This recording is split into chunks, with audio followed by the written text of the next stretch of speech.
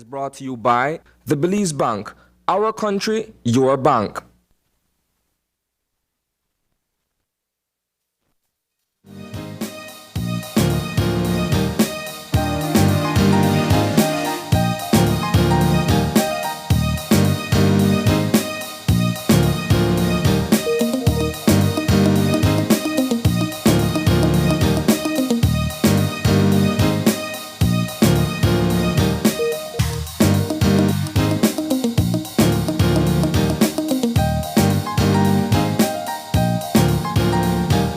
Good morning and welcome to Open Your Eyes. Start your morning right. I'm April Martinez. And I'm Gavin Courtney. And good morning, Belize. Good morning, Gavin. It's good to see you safe and well. Yes, same. The last time we spoke, it was pre-Lisa. Pre-Lisa, we had a completely different idea of where Lisa was going to hit. How are you and your home?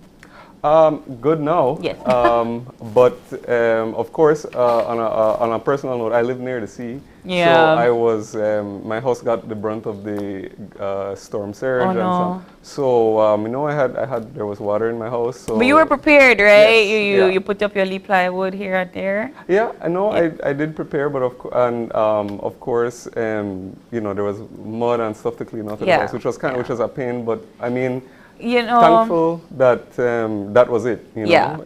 Things could have been much worse, both for the house and for personal safety. And Yeah. so me and my whole family, we didn't have any major issues. So very, very happy to be here today. I mean, we spoke about it before and after the show last week about what we're doing for preparedness and so forth. And of course, naturally, that's what we've been kind of talking about last week, coming into this week and so forth. And we'll be having more on that later on in the show today. But just kind of staying in that realm of Hurricane Lisa and the aftermath, we're still discussing how folks are getting back to their quote-unquote normal lives. And just to give you a little bit of a heads up on the what's buzzing for today, I kind of wanted to steer it more along the lines of education, just because I feel that everybody is kind of going back to normal. We've been discussing the cleanup campaign here in Belize City, and that's going really, really well. They still have a lot more to cover. But my focus kind of came into education because I think that we've been having all of these devastating issues for the past 3 to 4 years, beginning with COVID and other natural disasters, and now, of course, with Hurricane Lisa. I think that we've all forgotten that children and students have taken a major loss in the realm of COVID in the midst of the hurricane and the aftermath. And the reason I bring this up is because this weekend there was that press release that was done by the BNTU stating that schools would be reopening November 14th. And then, of course, you had another release by the Ministry of Education, Culture, Science, and Technology that stated, no, there are some schools that will reopen the 7th. There are other schools that will be reopening on other dates. And then, of course, other schools that really need time to fix their infrastructure and so forth that will reopen on the 14th. Now, I thought that was pretty reasonable for the fact that not everybody was affected in the same way. And of course, children really need to get back to school because from COVID, they've taken a major loss in education. And now, having more time off from school and so forth, that does take a major hit in their learning. And I bring this up because apparently there has been a lot of miscommunication and confusion between the BNTU and the ministry. And there was this interview with the president of the BNTU, Eleanor Smith, that stated they had a meeting last week. I want to say it was the Saturday or the Friday. I can't really recall the date, that they had agreed, allegedly, that schools will reopen the 14th. And then, of course, ministry came out with their own press release thereafter. And so there seems to be this bit of a rift between the union and the ministry in that aspect. When adults tend to fight, the kids get caught in the crossfire. not by choice. And I think this is one of those cases where I'm hearing, yes, the teachers need time to fix their homes, their classrooms, and so forth. But I also think that without any kind of learning taking place, you set your students back again. And you keep setting them back again and again and again. And the one thing that we've learned, and I've personally learned, is that COVID and online learning did do some sort of injustice to the students, not having them in the classroom, not having them with their teachers. And I think in this particular matter, again, they're not being thought of. What are your thoughts, Kevin? No, I think following the story based on what's been reported in the news, it's an unfortunate situation. I think that there seems to be a sort of a rift, as you say right now, because at the end of the day, the students are the ones who stand to suffer the most. Yeah.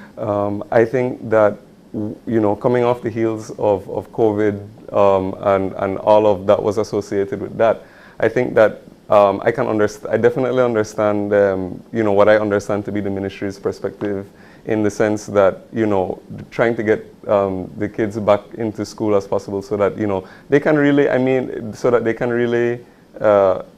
I want to say really get set into the routine which has now been established after the past 2 years. We really are trying to get, back to that normal state. Yeah. And this is, of course, a huge disruption. I mean, it's a natural disaster. Yes. But I think the question is a matter of degree of how affected each school or each individual, each teacher was. Yeah. And of course, there were some, and we've seen the videos and the pictures, so we know that some schools have been extensively damaged. Yes. But others haven't. And I think that in either case, based on hurricanes are something that we have been living with, Yes. and we've experienced, and we know that every time of the year for 5-6 months out of the year, we have to be prepared for any eventuality. Yeah. And the truth is that Lisa could have been even worse. Yeah. So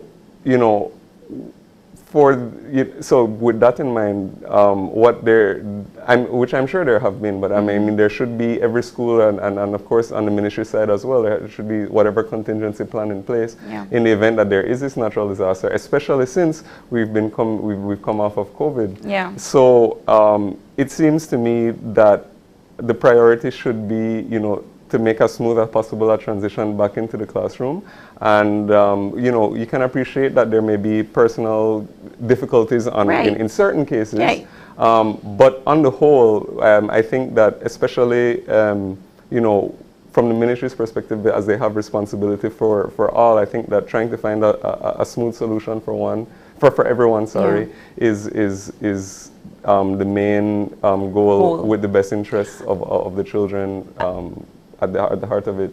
I think that one of the essential problems, and I can be corrected if I'm wrong here, is that there seems to be that level of miscommunication. One says this and the other says that. And this is just based on these two stakeholders' levels, right? That we agreed on this and you did not follow through on your word.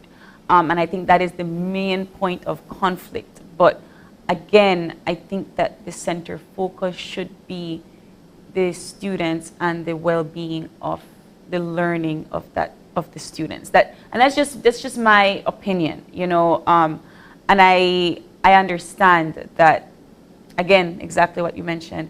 Everybody has taken us a hit here or there differently in the midst of Hurricane Lisa. I'm not saying that kids have to directly go back to school, but I also feel that as teachers, they should find a way to try and help as much as they can, because in reality, that is the job that you're given. Without students, teachers don't have a job. And if you are not being a proper caregiver in that element of your career, then you're not, you're doing an injustice to your students. This is my opinion. And I feel that with all of the loss of learning that has taken place over the past few years, that should be top priority as a school, as a teacher. Infrastructure and all of those things can be replaced and so forth, but the loss of education and loss of learning is a huge hit, especially if you're trying to continuously create an educated society. But that's just, again, one of the What's Buzzing topics for today. We will, of course, continue to be updated on that particular story as the week progresses. But on the bright side, on good news, the Sister Cecilia home got a new roof. Yes, and that was, I'm really glad to have seen that, Yes. especially because that was one of the structures that got one of the most severe hits from Lisa. And if you saw on our newscast, you would have seen the images that, most, if not all, of the roof from the main structure went to the storm. Yeah. That also forced a lot of the residents of the facility to have to shelter into a very, I believe it was a cafeteria. Yes. Which was, and in order to weather the storm, and of course, that came with the difficulties that, of course, they've already been facing. Yeah. So it was a very unfortunate situation. So I'm very pleased that people were able to come together in order to provide them with a new roof, and hopefully some much needed structural repairs for that building. Yeah, I agree. And of course, one of the better things about it is that it came from civilians. It came from a person that was in Orange Walk that said, wow, we could have been hit severely by this storm, and we didn't, and therefore now we're able to progress, and we're able to help other members of our community. And we've been seeing this level of camaraderie from our neighbors in Orange Walk with the cleanup campaign.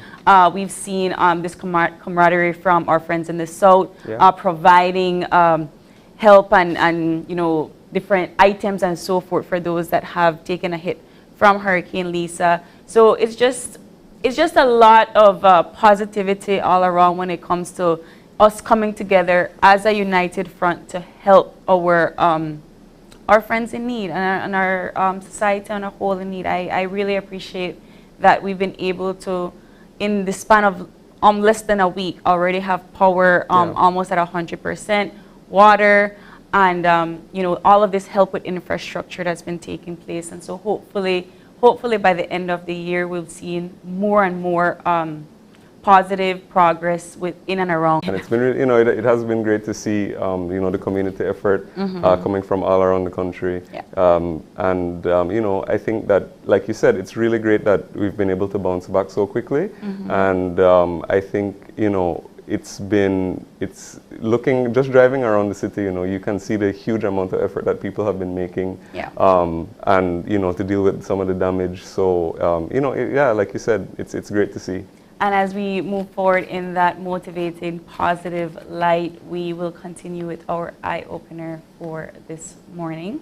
And our eye-opener is taken from dailyam.com, and it goes like this. Your very own inner wisdom should be valued more than any other and will always guide you in the direction you need to travel.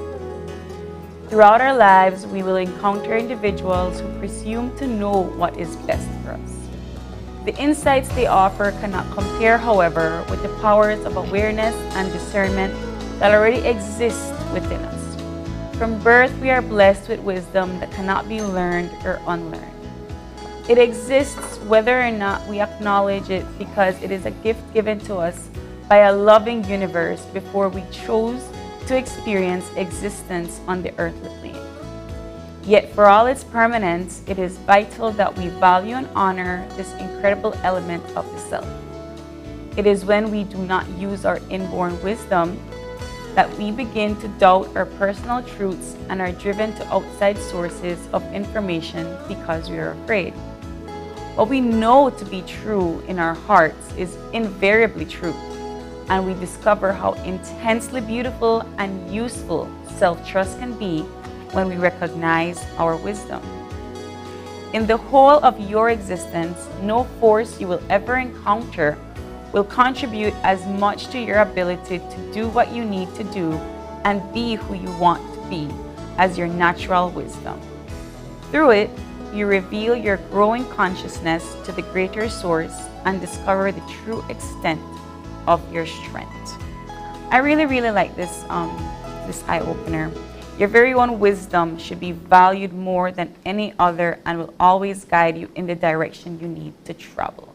And I think that when we have conversations here on the show or outside with our friends, it's always important I think it's important that you state that, yes, this is what you think, this is what you probably would do in a situation, that you're talking to with your friend.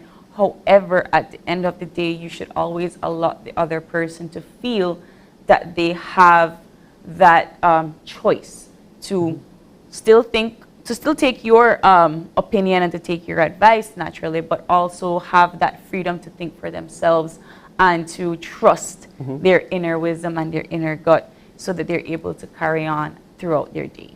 For sure. I like the eye opener as well. And I think that it's a reminder that we have to trust ourselves and our natural instincts a lot of times.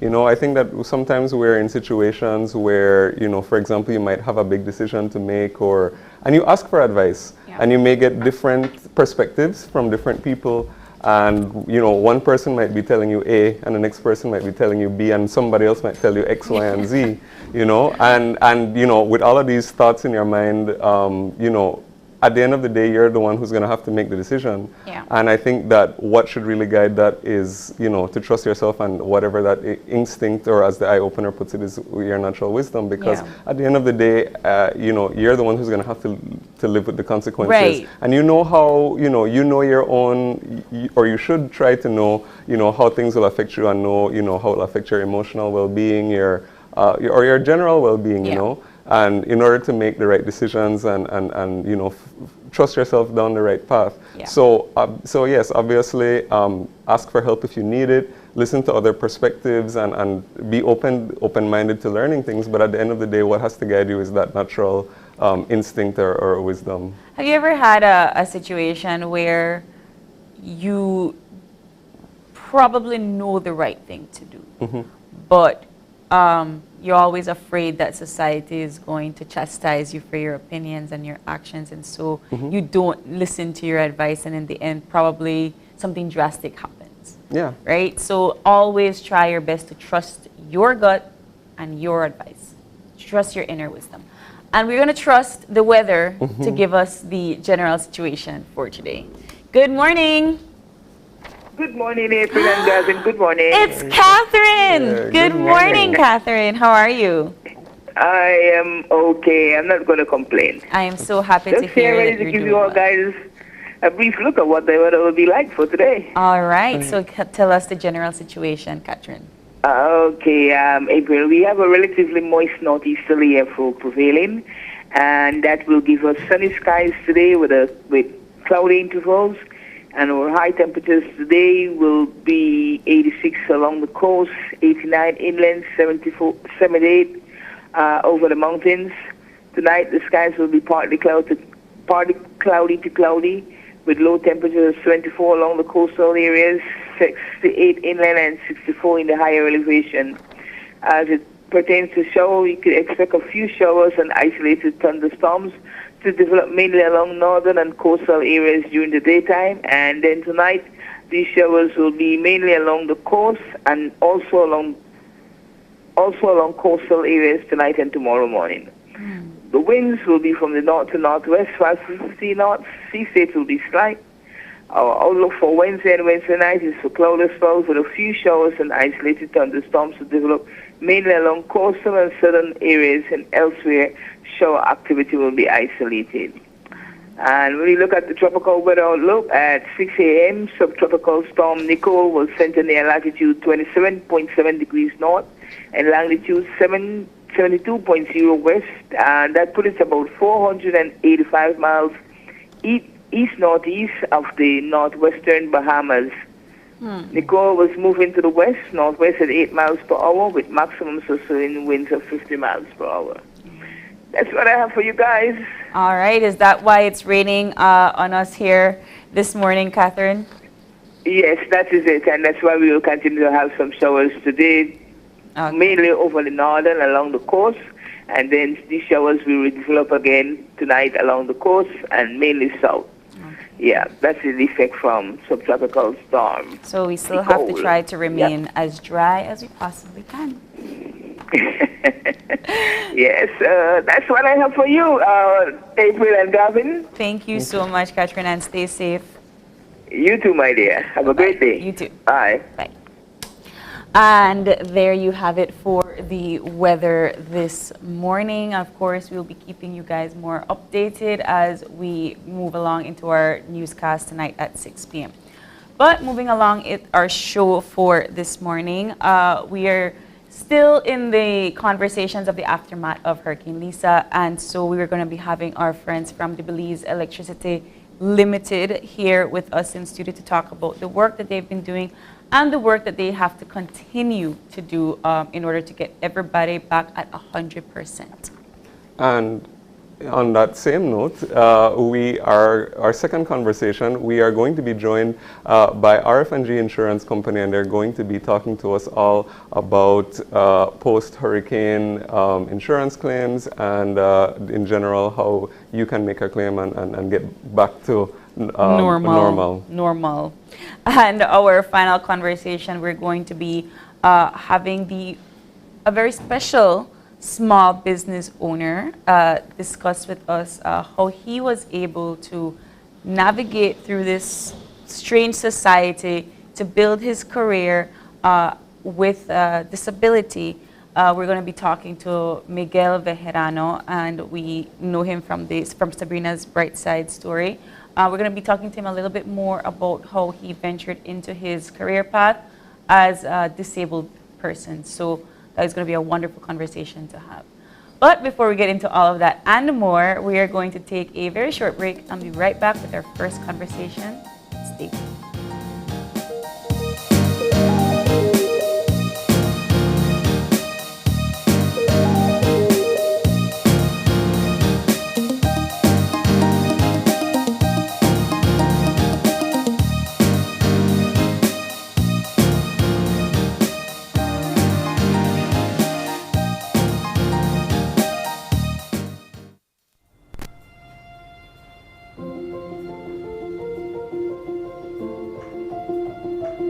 I will be there. Thank you so much. Why are you so excited? Let me tell you a secret. I just got off the phone with Santa.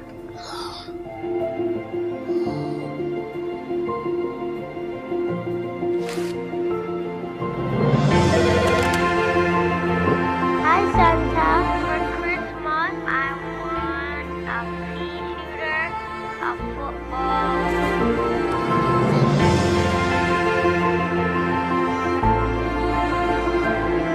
iPhone and a makeup for Christmas.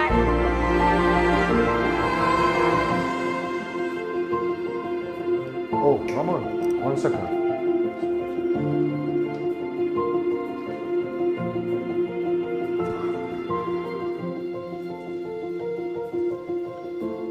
We just learned that Santa's phone number has just been revealed. The number is 227-7132. Children all over. I'm sorry, Dad. I shared Santa's phone number.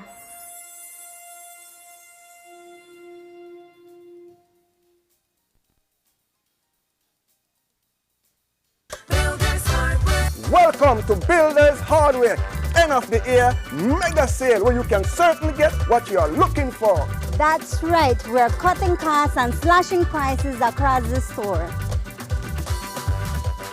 This sale starts from October 15th until the end of the year. Enough time for you to plan, shop safely, and save some money. We're having a huge discount, 20% on paint and 30% and more on selected items, just for you.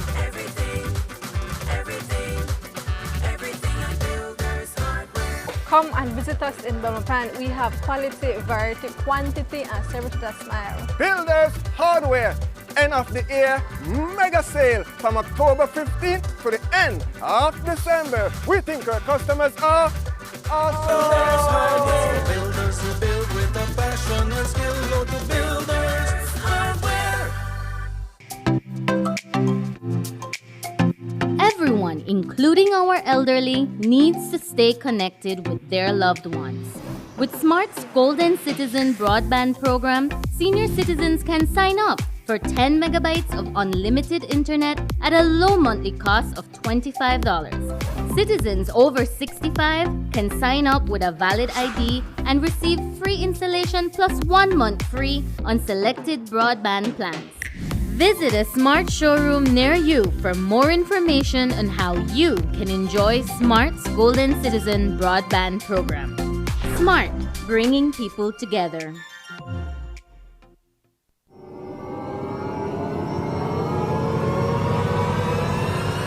Social Security, transforming service delivery. My Social Security is your secure online account to manage all your Social Security information. My Social Security launched in March 2021 with registration service to apply online for new or replacement Social Security cards. Upgrades to My Social Security continues with a new look, enhanced customer experience, and its newest feature, Sickness Benefit Online application. With My Social Security, you can create your account, log in, and take control of your Social Security information. This includes applying for a new or replacement Social Security card for yourself, child, or dependent. Make appointments online and submit your complete sickness benefit claim package. Our customer care team is here to provide you, our valued customers, with real-time support. Connect with one of our customer care agents through direct messages on WhatsApp, Facebook Messenger, or live chat, or follow our YouTube channel for more information, tutorials, and guides. A complete 360 view of your Social Security information is coming soon, which includes a new employer portal for employers, businesses, and self-employed persons, contributions history and statements, all SSB benefits, medical portal for registered doctors, and fingerprint enrollment all in one place. Social Security at your fingertips. The significant enhancement of service delivery to you is here. My Social Security. Great Belize Productions Channel 5, proud winner of 9 Caribbean Media Awards for 2021. Best Investigative Report, Best News Item, Best Coverage of People with Disabilities, Best Financial Literacy Journalism, Best Videographer, Best Television Commercial Spot, and the People's Choice Award, with 2 special mentions for Financial Literacy Journalism. Are you looking for low-cost television advertising? Have we got a deal for you? Advertise on Channel 5's Daily Classifieds. Channel 5's Daily Classifieds is one of the most effective methods for introducing yourself and your business to the community. Use our Daily Classifieds to recruit employees, promote specials, promote your products or services, promote a business opportunity, increase traffic to your website, and advertise items you have for sale. Let us help you to save valuable time and money. Call us today at 280-0013 or visit us at our offices on Coney Drive to discuss how we can help your business grow affordably. Channel 5's Daily Classifieds. Advertise today.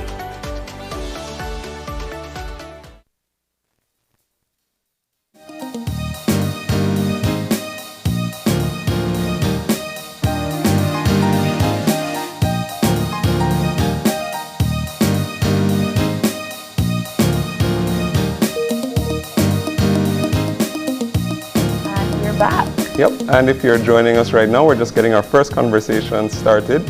And as we said before the break, we are going to be joined by representatives from Belize Electricity Limited, and they're going to be updating us on what they've been doing in the aftermath of Hurricane Lisa. And joining us via Zoom, we have Vonetta Burrell, who is the manager from the Corporate Communications Department from BEL. And we also have Herschel Armstrong, who is the general manager of distribution services. Good morning. Good morning. Good morning. All right. Thank you for joining us. Yes. We know you guys must be super busy at this time. And exhausted. So So thank you both for coming in. As of right now, November the 8th, what is the total percentage of coverage that BL has managed to restore within within Belize City and the surrounding areas? Good morning, April. Thanks for having us. Thank you. First of all, before we get into the BL updates, we just want to say thanks to Channel 5 and all the other media who have been helping us to convey all our messages during the storm, also post Hurricane Lisa, and of course, acknowledge all the community efforts underway to help each and every household, business, school, enterprise to recover from the effects of the storm. We are happy to report that our teams continue to push to make sure that every single BL customer gets connected. We are very close to 100%. Herschel will be sharing the specific update about where we are as of this morning. But we just want to say thanks for this opportunity to speak directly with you and to give you some up-to-the-minute information from BEL and our teams out there. Herschel? Thank you. Yeah, thanks, Vanessa. Hi again, Gavin and April. We, as Vanessa said, we're really close to completing 100% restoration of all the customers that were affected, but I want to give you guys an idea of what we've been up against over the last few days. So we lost power to most customers in all the service areas along the central belt of the country. So from Belize City to our Ladyville service area, which includes all the rural areas in Belize District, or Belmopan service area, which includes surrounding villages and rural areas there, and then our San Ignacio service area, which includes all those rural and surrounding villages. And that constitutes somewhere around 50% of our customers. Wow. So it was about 50,000 plus customers that were out of power on Wednesday night. Wow. And we hit the ground running right away. We started with our assessments, and we got into the work to begin preparation for restoration right after the all clear was given, or I should say even before the formal all clear was given. And so at this point, we've come now to the point where we've restored most of the high voltage network. So I want to give you guys a quick electricity system 101, right? So we have generation sources that send power through our transmission network, and that gets sent now through substations down to our distribution networks that take the power to customers in all of the villages and cities and communities. And so our generation and transmission parts of the system were not affected as much. The transmission system had maybe 3 sections that had little issues. We were able to deal with most of those on Wednesday night into Thursday. And after that, we moved on to our distribution systems. Well, parallelly, we were already looking at our distribution networks. And that is where we saw extensive damage. There is where most of the work has been done over the last 5 days. And we are now at the point where we're at the end of those distribution networks, trying to get power to small pockets of customers and individual customers all over the 4 service areas that I spoke of. That's in progress right now. I anticipate that last point something of a percent will be just as hard as the first 80. So that's the nature of the work, but we continue, as Moneta said, to work on those things, and we intend to not rest until every last customer is restored. Well, and that's very good to hear. And when we speaking about the actual damages to the systems, or what are we looking at in terms of the scope of what Lisa brought, to the various parts that, just described? Was there extensive damage that needed to be repaired, or were the fixes, or was there a plan to, were the fixes, I don't want to say easy, but were you able to facilitate them, quickly? Yeah. So they were certainly not easy. Yeah.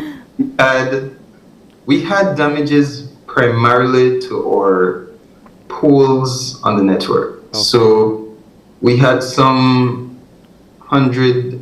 100 plus poles that were broken in the aftermath of the storm, and then about double that were leaning as well. So customers might be seeing poles still leaning actually, that we have marked and assessed before, and have intended to leave until we can come back to it, deal with those things, because the primary focus right now is getting back power to customers in a safe and efficient way. Yeah. But we've determined that those poles are good enough to be left, at least for now, and we come back after we're able to get power back to most persons, right? So pole damage has been definitely the most prevalent type of or form of issues that we found. We've also found things like trees on the line. We've had a number of smaller things with respect to the distribution system and on the devices on the network. But I think the poles is the most prevalent issue that we've seen. That requires equipment, that requires manpower, that requires trained resources to deal with. And so it's been a very grueling 5 days for our teams out there. Yeah. When it comes to planning for BEL, we live in a hurricane belt. It is just a natural thing that we prepare for these months, because whether we get hit or not, we do live in a hurricane prone area. So normally, right, what would be the steps that BEL would take to plan for a possible natural disaster that would come our way? Excellent question, April. I actually take the opportunity to say that BEL plans for hurricanes all year round. So we have a hurricane preparedness plan that we follow on an annual basis, that lays out all the things that we do year-round, as I said, to prepare for the eventuality of a hurricane. And that includes everything from maintenance of our system, replacing rotten poles on a regular basis, tree trimming and cuts. And I'd like to take the opportunity to remind customers here that trees are a huge danger to our networks. Tree contacts with the line, even in some cases, trees just coming in too close proximity to the line. The transmission line can't afford to have those types of encroachments on it. And so tree trims, tree cuts, clearing of the right of way of the lines is an important aspect of preparing for a hurricane. Because once the hurricane comes, it's too late. Yeah. I know we're receiving plenty calls from customers the day before or even the morning of the hurricane to help with tree cuts, and at that point it's too dangerous, it's too late for us to deal with those things. So we want to remind customers that really is a key issue for us, and we hope that customers will work with us going forward once we've seen the type of devastation that type of thing causes. But aside from that, April, we also prepare for the restoration itself. And so the things that we do all year round is to make sure that the system is ready, make sure that our teams are prepared and equipped, make sure that we have materials on hand to be able to respond in the event of a hurricane. And then on the restoration side, we prepared our teams to be able to do very detailed and accurate damage assessment. And that involves, for us now, the use of technology. So we have GIS handheld devices that we use to capture that data So our teams go out. In fact, like as I said, before the all clear was given, we were out capturing information from structure to structure on the extent of that damage, so that we knew what those locations were. We understood what the scope of it was. We were able to make a plan on the fly to have our teams now come behind in doing the repairs. And so that was essential for us. The assessment for any hurricane restoration is perhaps 90% of the battle in terms of making sure you go efficiently. After that, the work, of course, is the bulk of, of it. Right. But without that assessment, we're blind, right? So that's a key aspect. And then making sure our teams are properly equipped, sourced. We also hire contractors to support us. So those types of things make us ready to hit the ground running and start to get back power to people, right? Vanetta, talk to us about the collaboration with the various stakeholders that BEL has in order for us to be able to have this contingency plan for us to be able to get restoration back at 100%. Can you share with us the other stakeholders involved in this process? Well, the primary stakeholder are our customers, all the different customer segments that we have, the public at large, of course, the media, and our community partners. Leading up to the hurricane season, we always make sure that we're providing the relevant messaging on our various platforms, keeping the public aware of what are some of the hazards that are impending prior to the hurricane season. So, for example, some of the things that Herschel mentioned, the major cause of outages year-round is vegetation, trees in proximity to power lines in your neighborhood.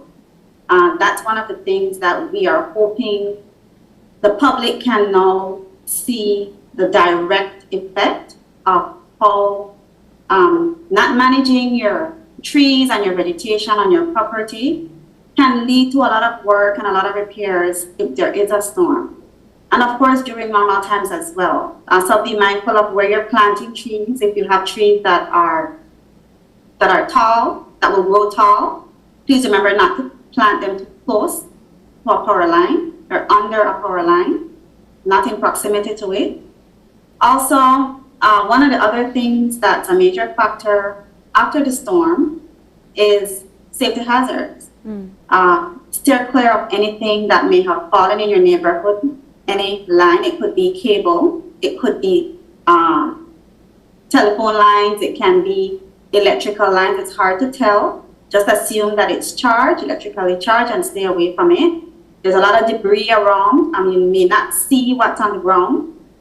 Be mindful that those can present safety hazards, safety risks. They can be life-threatening. So please stay away from that. Those are messages that we cannot repeat enough.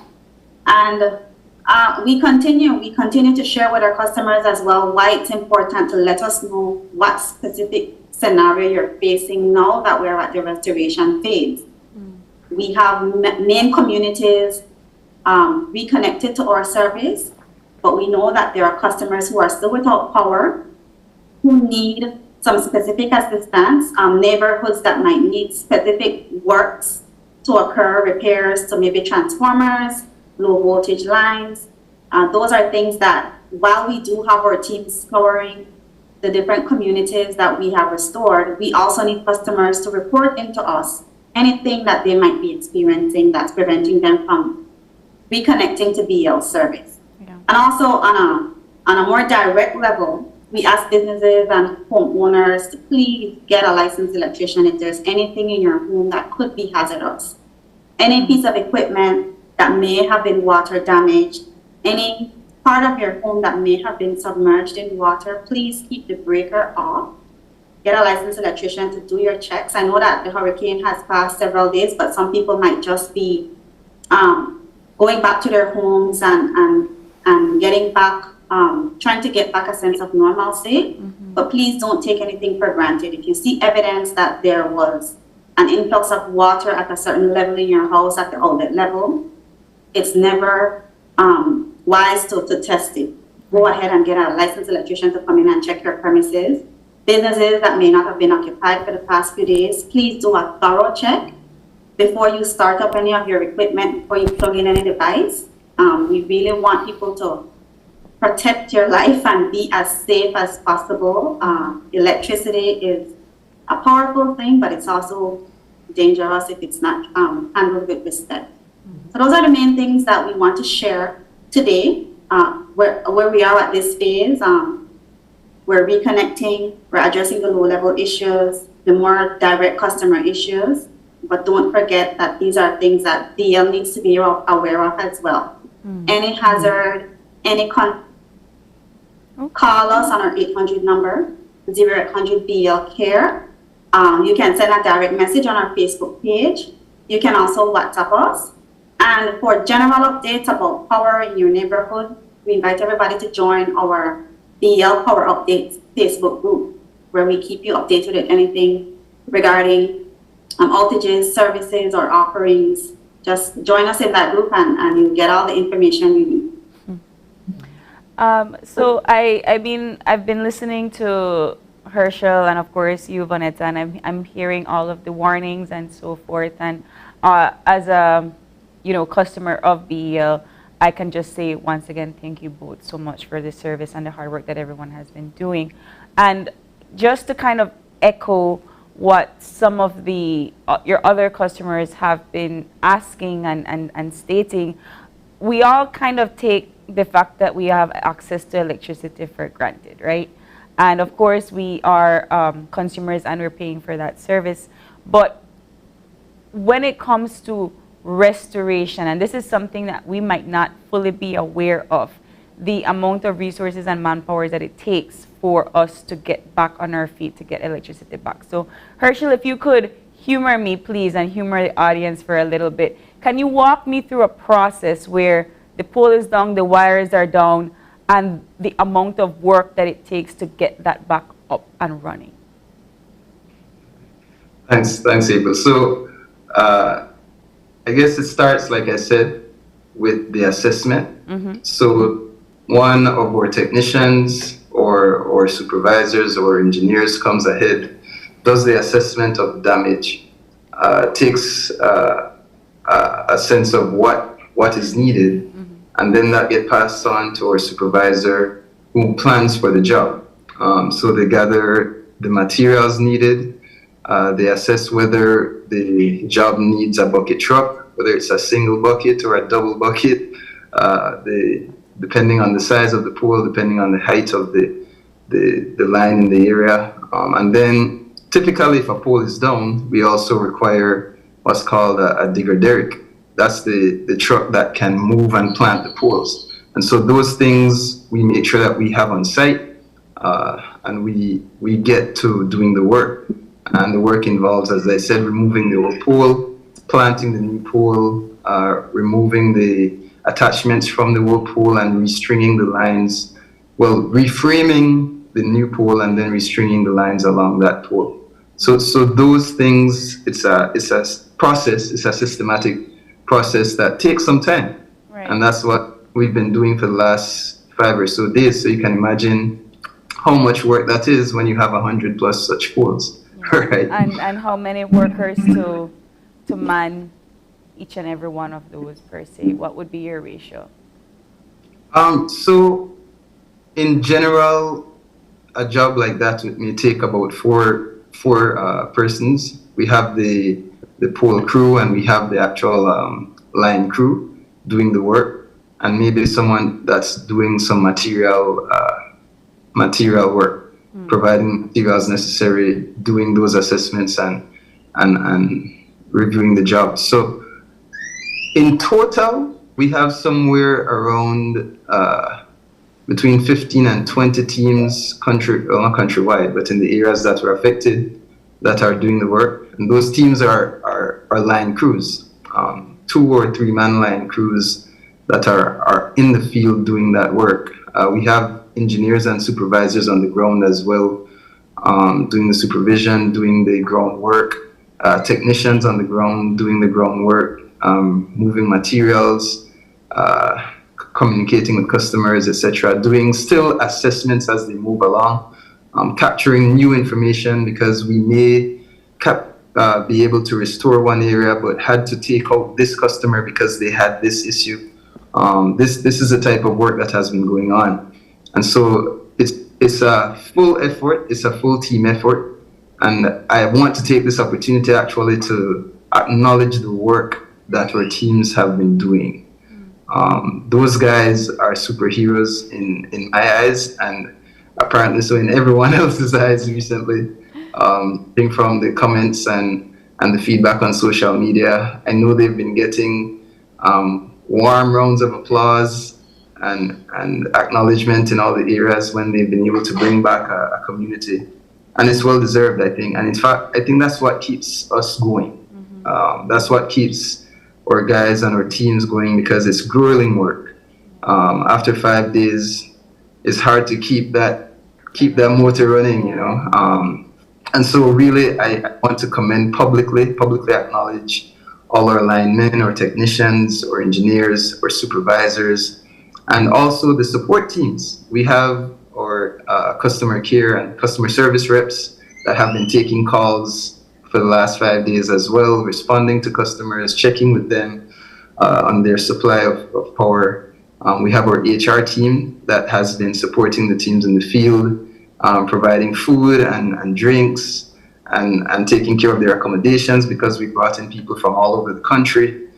We have our storekeepers that have been providing the materials, our communications people that have been communicating with you guys, Vanessa and her team, our telecommunications guys taking care of the networks and making sure that we can communicate with our devices in the field, and our control center operators and supervisors. They oversee the network.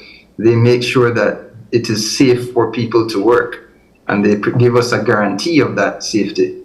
So this is a full team effort, and I want to publicly acknowledge the entire team that has been making this possible and that has been able to bring back power to 99.5% of customers in these areas, right?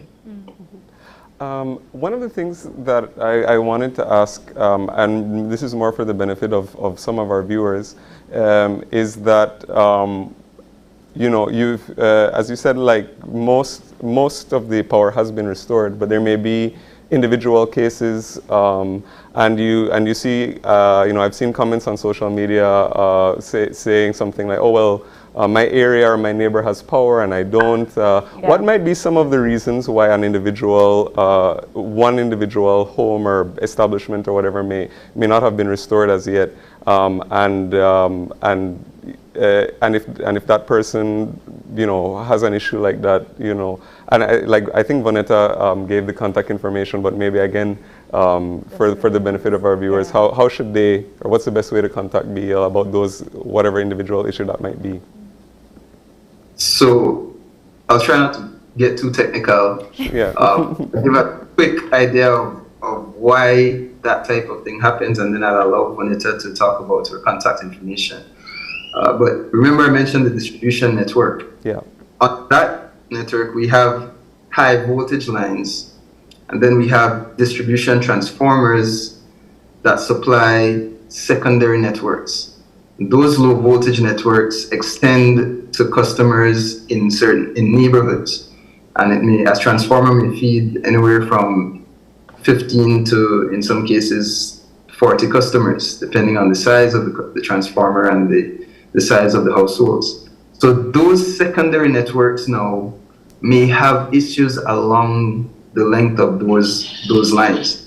And then at each pole, we are able to do a service drop or a service connection to the individual homes.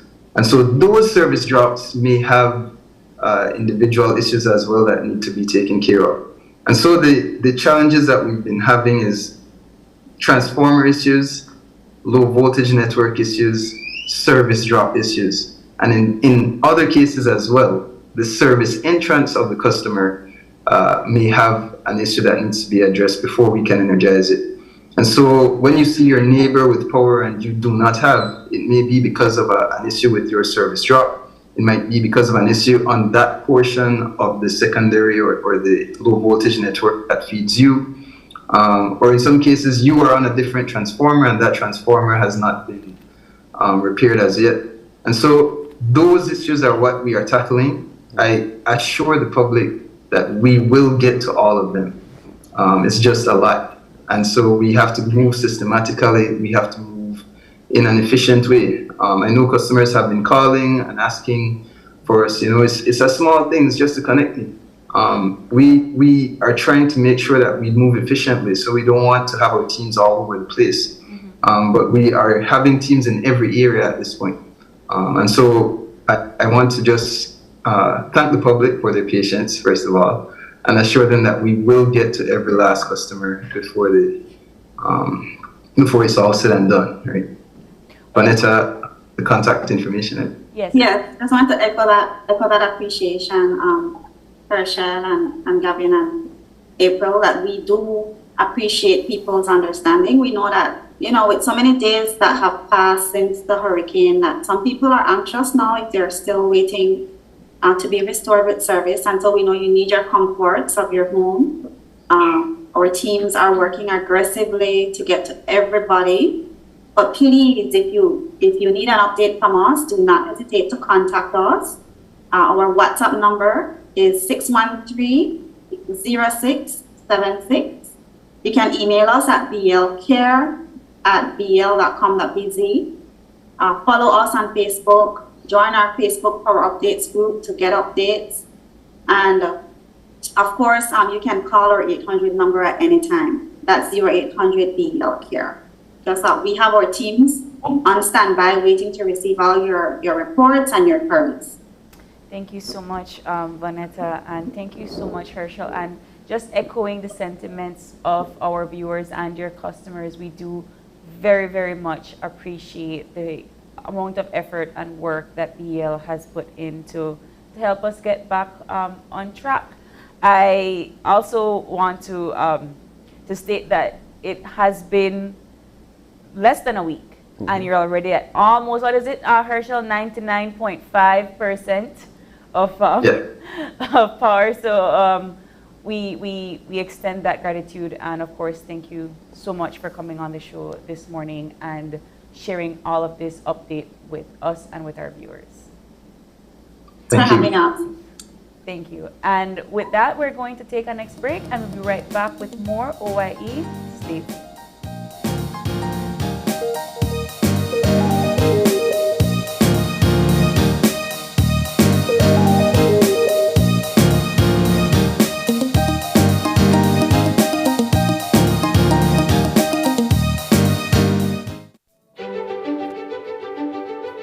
Technology is ubiquitous, and it's transforming how, when, and where we work. Fulltech Systems is placing award-winning devices in the hands of information workers, allowing them to work without compromise in a world without wires, to innovate, create, and to maximize productivity anytime, anywhere. Satisfying the needs of the desk-centric remote and field worker and every other worker in between. We are providing the industry's best devices to businesses going through the process of digital transformation. Partner with us today to provide the solutions that will allow your employees to work effectively and efficiently to enhance your customers' experience.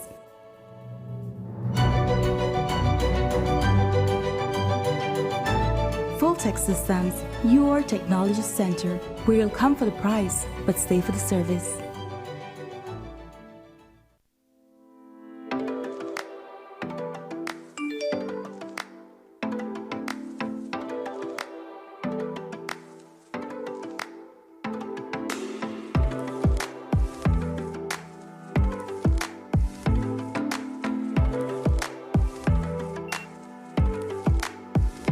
Excuse me, sir? Yeah. But how can you pay with your phone? B-Box. What? What is B-Box? B-Box have been his newest rewards program. Really? Where I could get it from? Man, check on the website bbox.bz, or you could download it from the App Store. And if you still don't know, check that young lady there and she'll hook you up. I will surely do so. Good afternoon, miss. Can you hook me up with B-Box?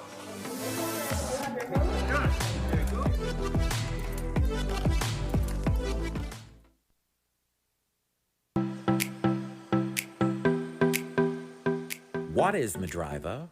Medriva is the easiest and safest way of booking a taxi or delivery service. Here's a guide on how to use our services. Download the app, available in the Google Play Store and the Apple Store. Tap where you're going. Your location will be picked up automatically, and you can change location by entering a business name, street, or PIN location. Select delivery or economy, the number of packages or persons, your payment option, cash, credit card, or e-cash. Tap confirm, and a driver will accept your booking. You'll see the driver's profile picture, name, license plate, and the color of the vehicle. You can also message and call the driver. You will see real-time tracking of your driver approaching you, and you will be notified when he or she has arrived. Rate the driver by your experience. An electronic receipt will be provided. Tap the hamburger menu. Tap points for every ride completed. With Medriva, you can earn cashback deals to use on your next ride. Tap promo code. This is your special code to share with family and friends to earn discounts on your next ride. Medriva, transportation at your fingertips.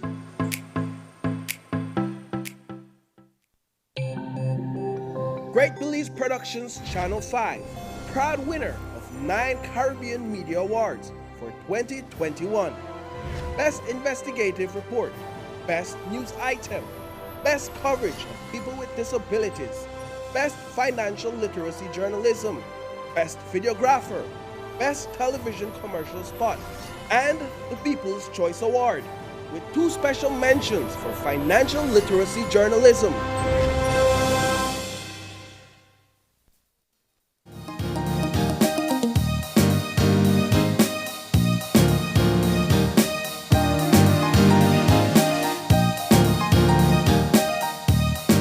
And we are back. We're moving into our second conversation for this morning and keeping it in line with the aftermath of Hurricane Lisa. In to talk to us is the General Manager at the RF&G Insurance, Andrew Rowe. Good morning. Good morning. And of course, we're having the conversation as to what happens now that Hurricane Lisa has come and gone, and there's so many people that have their homes uprooted from right under their feet. Talk to us about what RF&G Insurance is doing. Yeah, so it's, as you know, as we all know, this has been an extensive, or the damage from this storm is quite extensive, particularly to the Belize City area and surrounding villages, Ladyville, Hattieville, Boom, Los Lagos, all of those areas.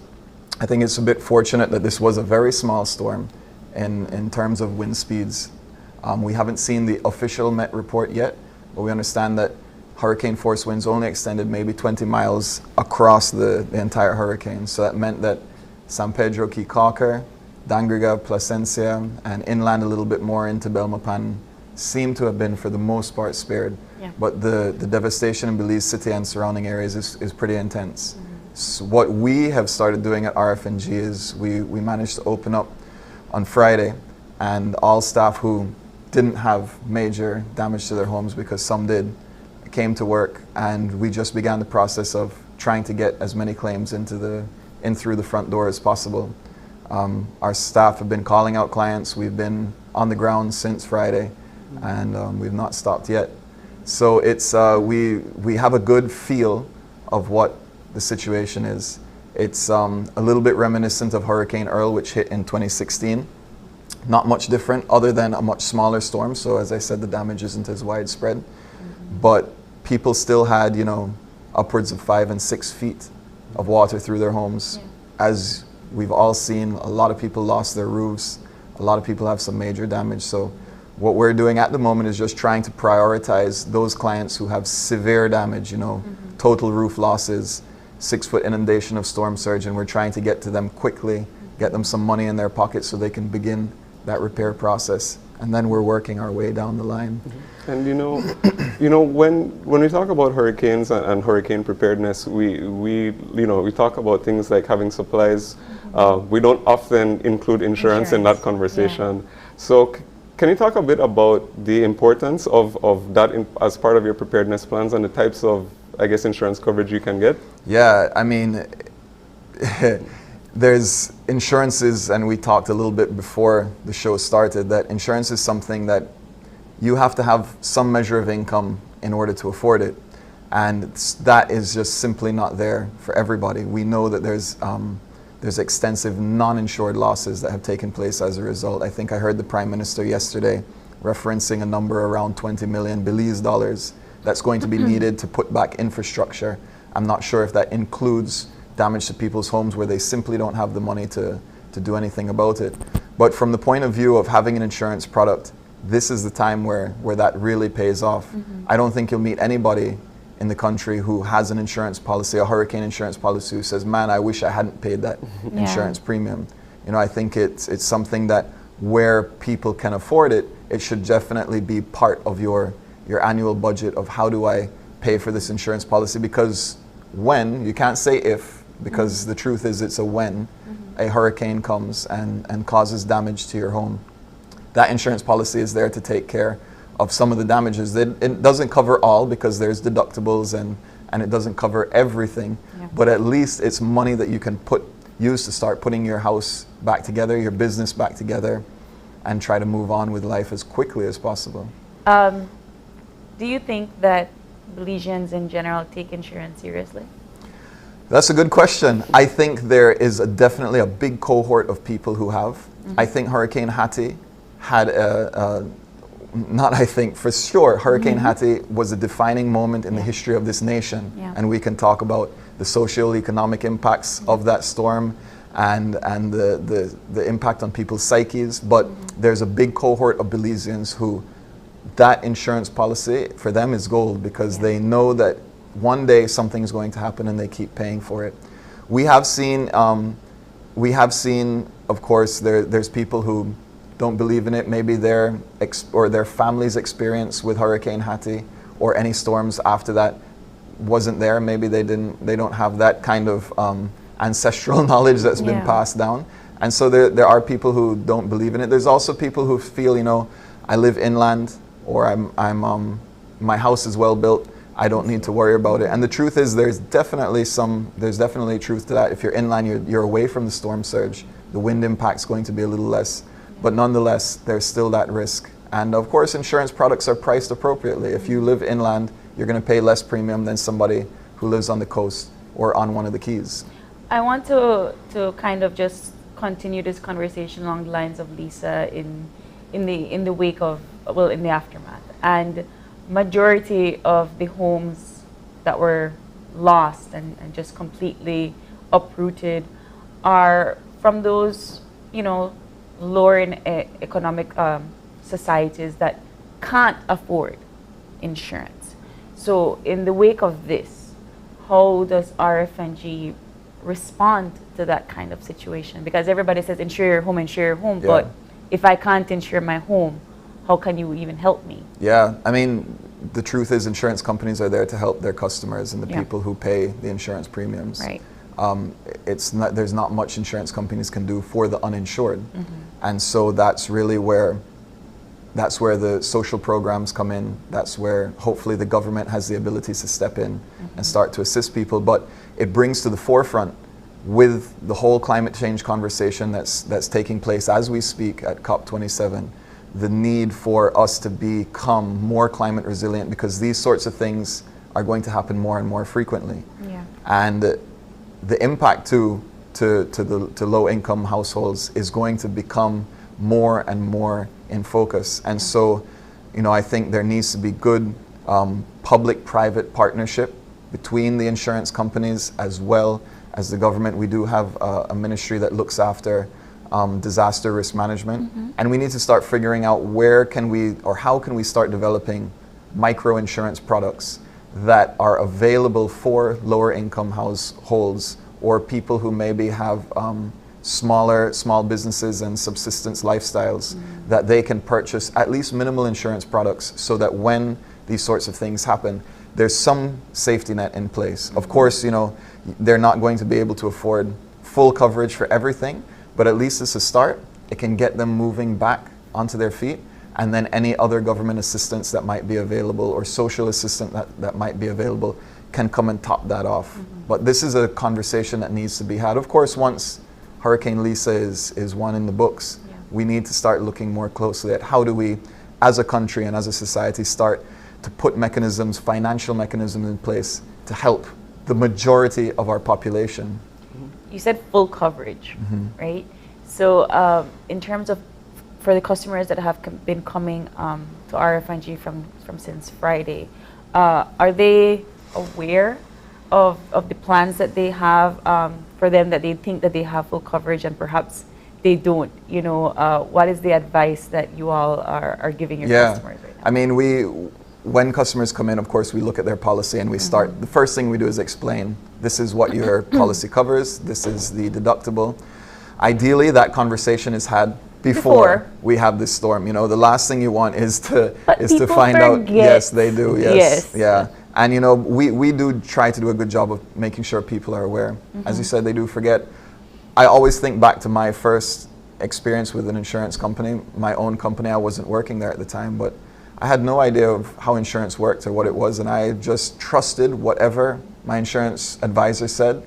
I took that policy, I threw it in the glove compartment of my car, and I never looked at it again, right? But if something came up, that's when I would start to be wondering, well, what am I covered for? What can I do now? And so we always try to have those conversations, as I said, before somebody buys a policy, so that they're fully aware of what it is that will happen when the policy has to be called upon. And, you know, and I guess for the benefit of some of our viewers who let's say they may be interested now, especially in the wake of Lisa, can you talk to us just about what the process of getting insured is? To say that, let's say somebody says, well, now I want to insure my home, and they want to go to RFNG. What does the process involve? Yeah, the first thing is to speak to one of our representatives or an RFNG insurance agent. We have agents across the country, and so you speak with them, let them know what assets you have, what you own, and they'll tailor make a policy for you to say, okay, this is what type of coverage we can put in place for you.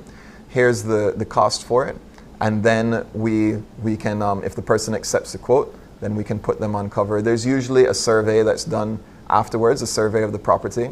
I know I've been on this show maybe a few months ago with you guys, and just talking about the issue of average and cost inflation in construction and how that's impacted insurance policies. And so we try to get all the properties that we insure surveyed, at least just for the square footage, so that we can help the person make sure that they are adequately insured. The last thing you want, again, is when claim time comes, is to be told, okay, well, you're not fully insured, and now as a result, you're not going to collect the full amount of your claim. But that's why we've been trying to get that message out there pretty much since June, so that people were aware that if something like this happened, we'd be able to put them back as fully as possible. Given the light of the current situation of Hurricane Lisa and the impact that it had, and regardless of anything, any other hurricane that comes, majority of the country does get affected, whether you live in Belize City or in other parts. But particularly for Belize City, there were so many homes and businesses that are right along the coast that got affected.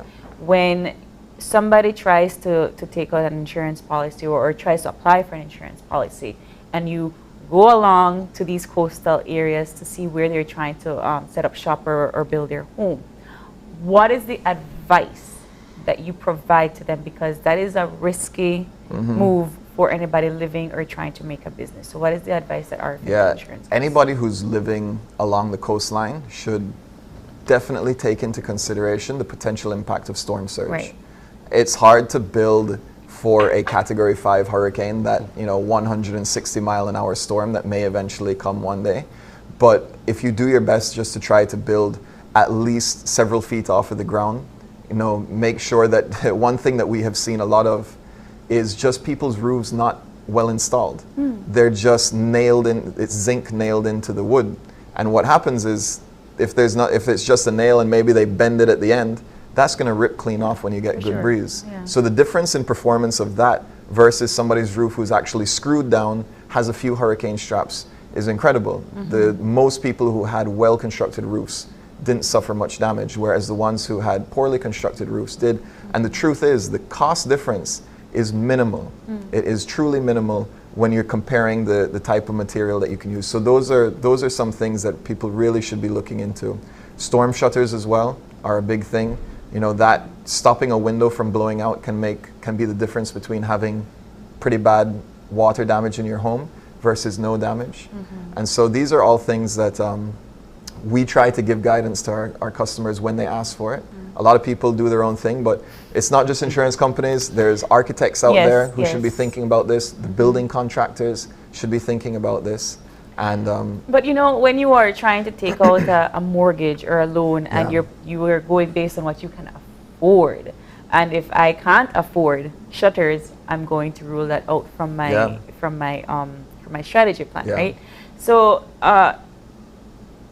for the insurance company, when they're assessing a place, what are the chances of my business at the coastal area getting full coverage for insurance? Yeah, there's insurance available pretty much for any type of property in Belize. I mean, when you start getting into stuff that's, you know, big businesses over the water, that starts to get a little funny. If you have only thatch and only wood, you may not be able to get it, but for the most part, there's insurance products available from all the insurance companies for coastal infrastructure. Now, the thing to consider is that, again, climate change is hot on the topic of insurance companies, and the whole world is suffering from increased severity of hurricanes, tornadoes, hailstorms, snowstorms. And it's not, you know, you may be wondering, Andrew, why are you talking about snowstorms? We don't have snow in Belize.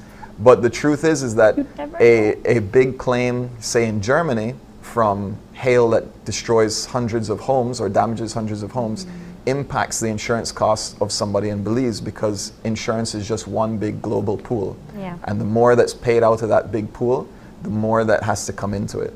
And so because of these increased severity and increased frequency of all of these natural catastrophes across the globe, we're seeing that insurance costs are going up. And so that was happening before Lisa started, and that's going to probably continue until we, you know, get a handle on this whole climate crisis. And is that something that you've actually also observed, like on the ground in Belize? Because I'm thinking that even just, you know, in our lifetime, things, the weathers and systems have been changing. And I know that, for example, in Belize City, even without storms, I know that flooding is something that has become much more prevalent over recent years. So is that something that you've like actually been observing and working with at RFNG? Yeah, it's something we have been observing. There's this new phenomenon called blue sky flooding, and we see it on places like Dean Street. We see it in parts of San Pedro. We've seen it in other parts of Belize City. And what blue sky flooding is really, it's the sea that's beginning to rise higher than it used to, especially when you get tides around the equinoxes, September, October, November.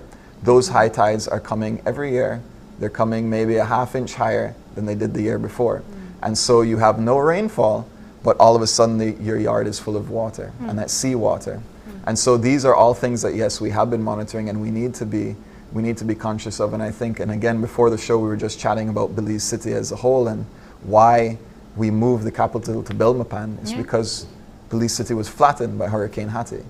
And you know, the day may come where we have to face that very real scenario. So in the meantime, I think we need, as a city, we really need to be thinking, how can we put in infrastructure that's going to help storm-proof and sea level rise proof our city as best as possible. But whenever we're building infrastructure, let's just keep in mind that being at or below sea level is a very bad place to be. We need to be thinking about how do we move some of these important assets a little bit away from the sea so that they're, at minimum, you know, a category 1 or 2 hurricane isn't going to flood them and destroy them.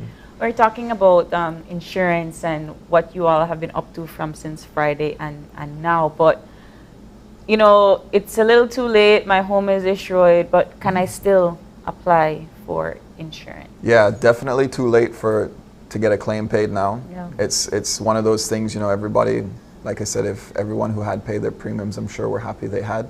But if you want insurance now, yes, definitely it's available. Again, I mean, it's not just RFNG, there's all the insurance companies are out there, and they can assist you with getting an insurance policy for your home, your business, car, whatever it is that you... But how can I apply at RFNG? At RFNG, so you can visit our office.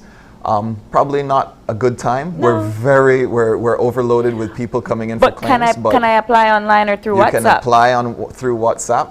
I think the number is 670-8700. I might get that wrong, but just check our Facebook page or our Instagram page or our website.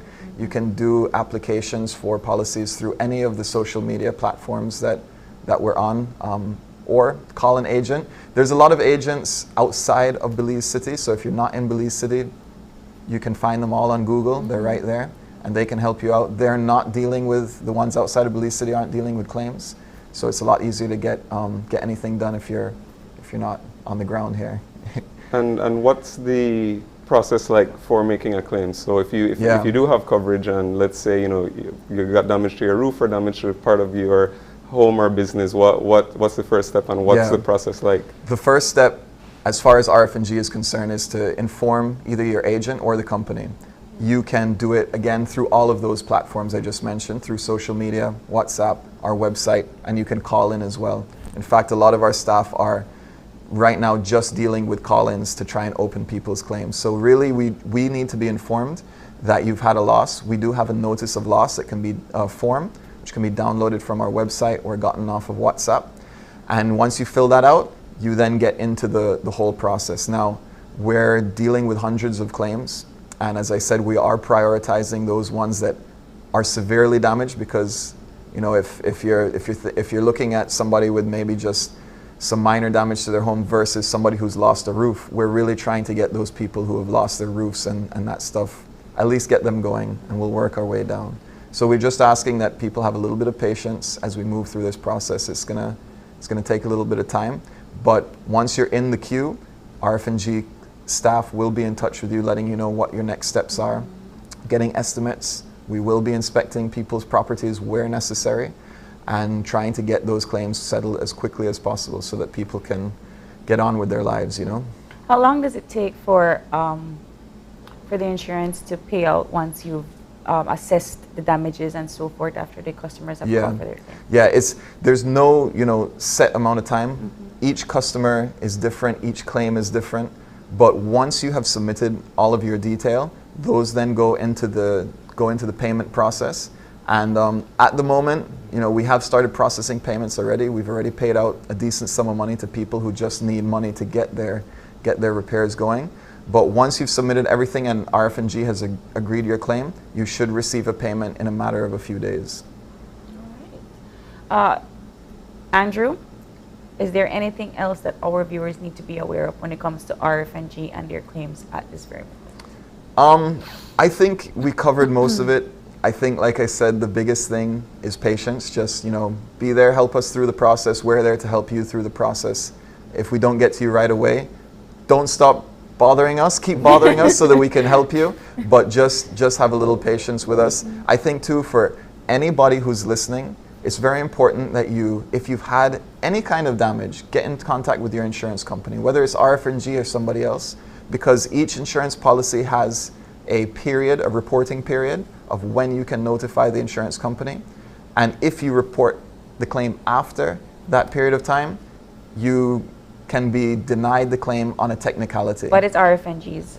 Again, it depends on different policies. Okay. Our homeowners policies is 30 days. For some commercial businesses, it's a little shorter, but just report your claim. Get it done. And I know we've been in contact with customers, and they've just been focused on trying to put their houses back together, sweep the mud out of their homes, trying to salvage whatever they can. And honestly, I know that in the back of their mind, they know there's insurance, but they've not done anything. So we're being proactive, reaching out. But for those who are not being reached out to, do report it to your insurance company. You don't want them to say, hey, you reported it 15 days and you should have done it 14. We're not going to pay you. Yeah, that's a technicality that you don't want. People don't like, we always hear insurance contracts, small print and technicalities. I just want to help you know where the potholes might be so you can jump over them. Oh, thank you, Andrew, and thank you so much to RF&G for coming in and of course with all the work that you do. If you are a customer of RF&G Insurance and you do have insurance and you want to apply for your claim, you can do so in all their social media platforms and via WhatsApp. Right? Thank you so much, Andrew, for coming in. And be sure to ask your questions to RF&G when you can. We're going to take another break and we'll be right back with our final conversation. Stay tuned.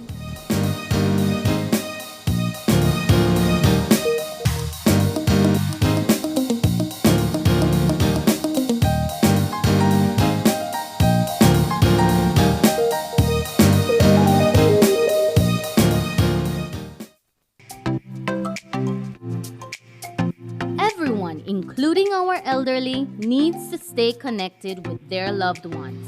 With Smart's Golden Citizen broadband program, senior citizens can sign up for 10 megabytes of unlimited internet at a low monthly cost of $25.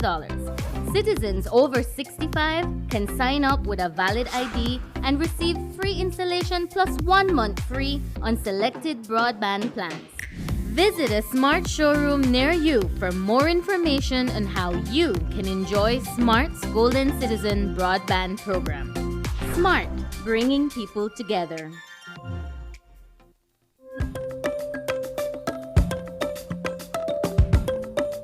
Do you qualify for Amnesty 2022?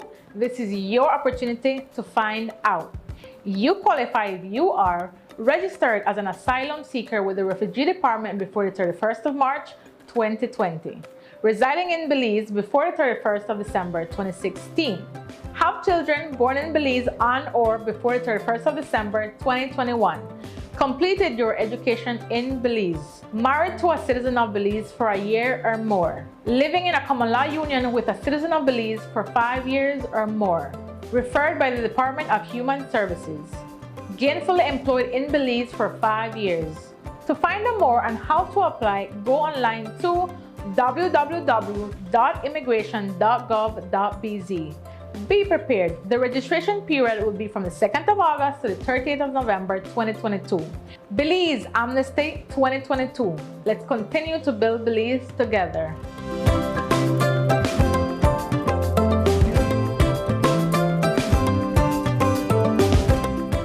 Your life just got a lot less complicated with Belize Bank Contactless MasterCard Debit Card. Introducing our Standard Debit and MasterCard Platinum Debit Cards. Now you can make purchases anywhere MasterCard is accepted with one tap, pay and go. Your contactless card never has to leave your hands, especially in these times. And your card is embedded with multiple layers of security. Platinum card holders get to enjoy extra benefits like price protection, purchase protection, trip inconvenience, and luggage protection, just to name a few. Start enjoying a cashless lifestyle today with the Belize Bank. Great Belize Productions Channel 5, proud winner of 9 Caribbean Media Awards for 2021. Best Investigative Report, Best News Item, Best Coverage of People with Disabilities, Best Financial Literacy Journalism, Best Videographer, Best Television Commercial Spot, and the People's Choice Award, with 2 special mentions for financial literacy journalism. Are you looking for low-cost television advertising? Have we got a deal for you? Advertise on Channel 5's Daily Classifieds. Channel 5's Daily Classifieds is one of the most effective methods for introducing yourself and your business to the community. Use our Daily Classifieds to recruit employees, promote specials, promote your products or services, promote a business opportunity, increase traffic to your website, and advertise items you have for sale. Let us help you to save valuable time and money. Call us today at 280-0013 or visit us at our offices on Coney Drive to discuss how we can help your business grow affordably. Channel 5's Daily Classifieds. Advertise today. And we'll be back in a few, so stay tuned. Thanks, Jen. Hey there, we know you have to head out to work shortly, but don't forget that you can stay tuned by watching us on our Facebook live stream. Find us at Open Your Eyes BC, and you can continue watching there. You can also download Facebook Watch on your streaming device, and you can watch at your own convenience. And for all the behind-the-scenes fun, follow us on Instagram at OYE Belize. So, find us and follow us today.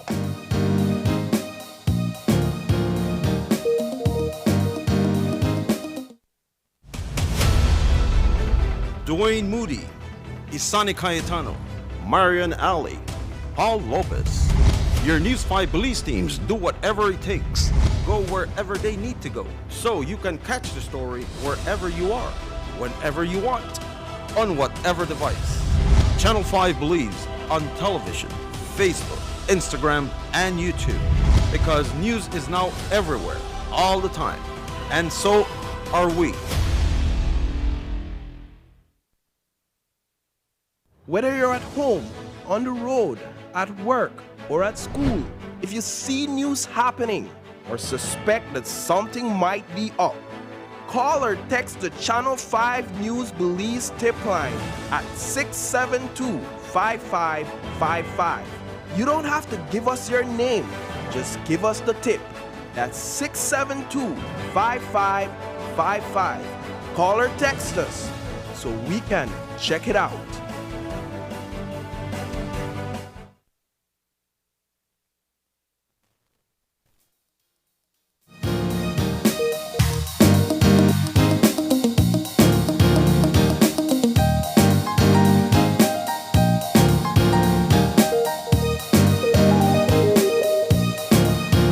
And we're back. Yep, and if you're joining us now, we're just starting our final conversation for this morning.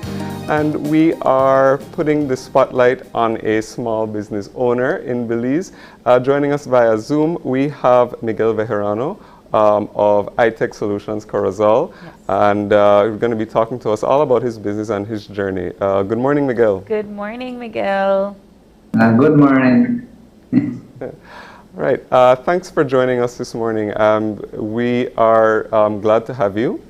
So why don't we start by talking a little bit about you and your business. How did you get started? Well, I engaged myself. Good morning. I am Miguel. I'm from Corozal Town. I started from an early age engaging myself in my own business, which was a different one, not anything to do with the technology, but I engaged myself at an early age. So I was making my own business, but then I had a problem in which I lost my vision when I was 18, and so all my goals and dreams were disappeared in that same time. So I said what I can do, and then I was presented on BCVI with the screen readers and other technology, which I started to look about and take more information about it, and that's how I started building my new business, which is now iTech Solutions, which deals with dealing with software of electronic devices like phones and smart TV box and Fire Sticks and so forth. Okay. Hello. I think we lost. Oh no, he's there. I think we lost audio. Are you still with us, Miguel? Yes. Okay.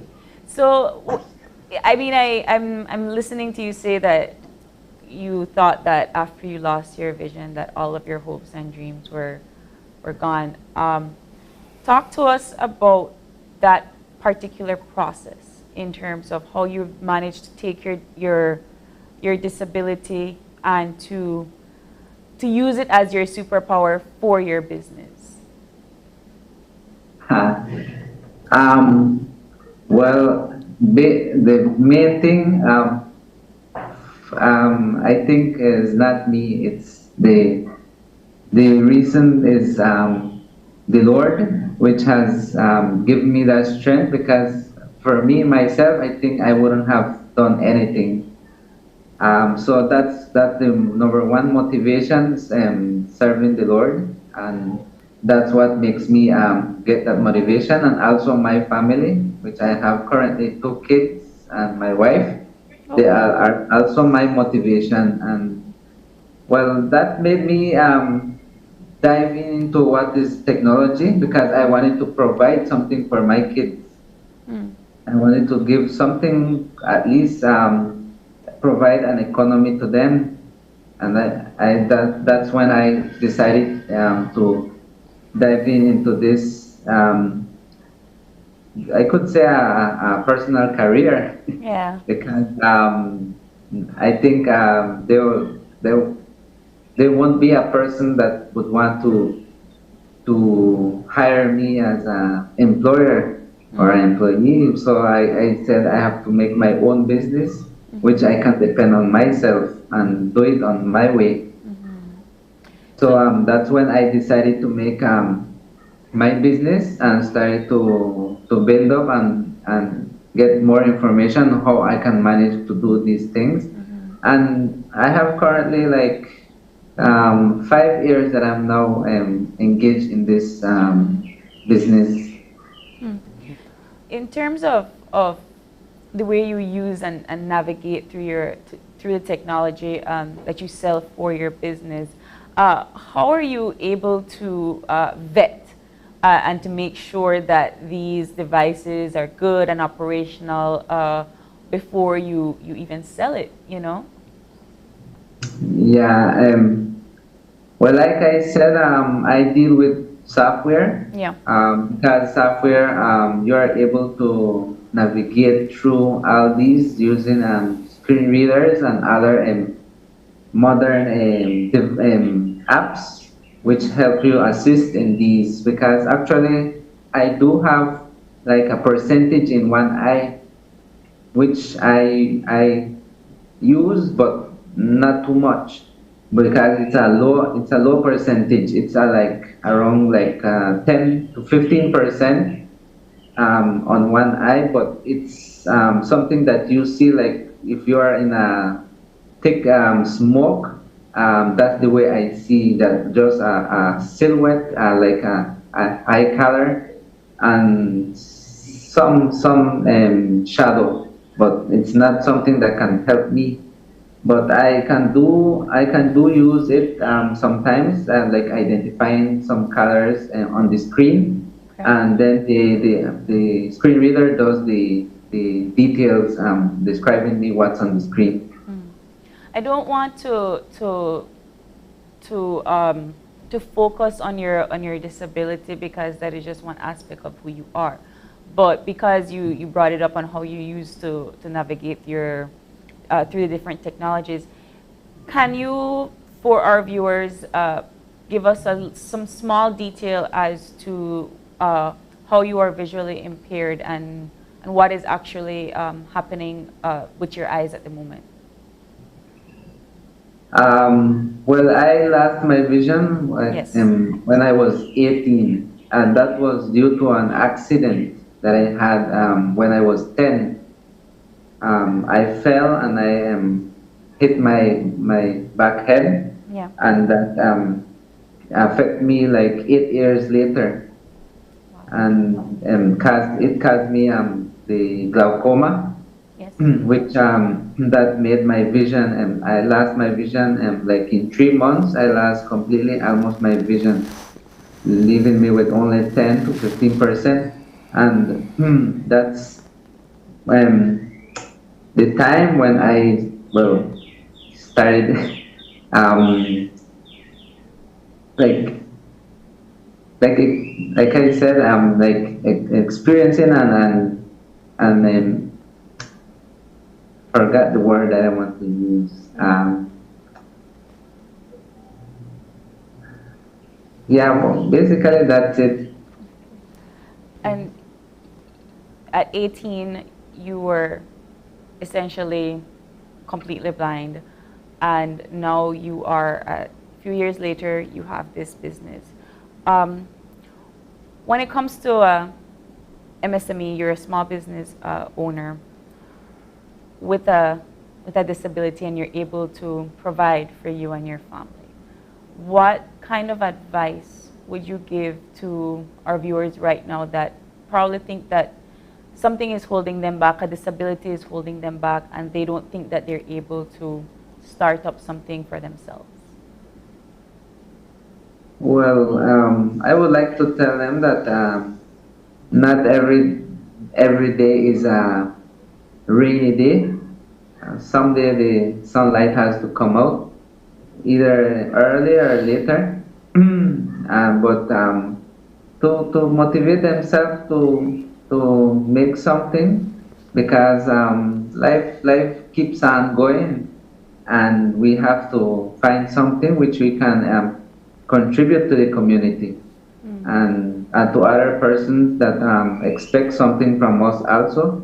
And that's what motivated me also. And like I said, also serving God, because I think that's the main way I started up, because I play on a church group in a band, and I said, well, I can play the drums. Well, I think I can do almost any other thing. Yeah. So that's what carried me to do this. So, I want to motivate them to find something, and especially find the Lord, which He is the one that gives you the support. Number one, that gives you the support.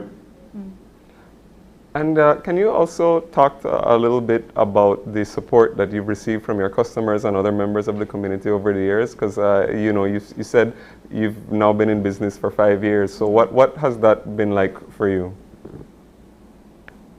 Well, I cannot say that it has been everything okay. There have been occasions that persons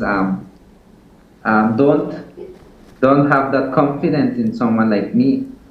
Sometimes they come and ask me if, because they heard of someone doing this, but they don't have an idea that I am disabled. So when they arrive to me, they ask me, and then when they notice that I am disabled, they kind of doubt. So they sometimes I feel that reject sometimes, because they say, okay, I'll come back, and then they don't come back again.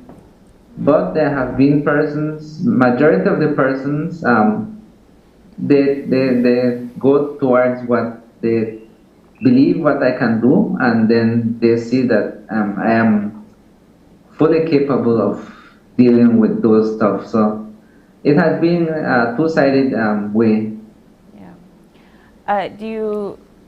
When it comes to customers that would react a certain way towards you, probably doubt in your capabilities, how do you have that conversation to somebody that says, I'm not sure that you're able to help me, or I don't think that I trust you to help me? How do you, in a sense, prove them wrong?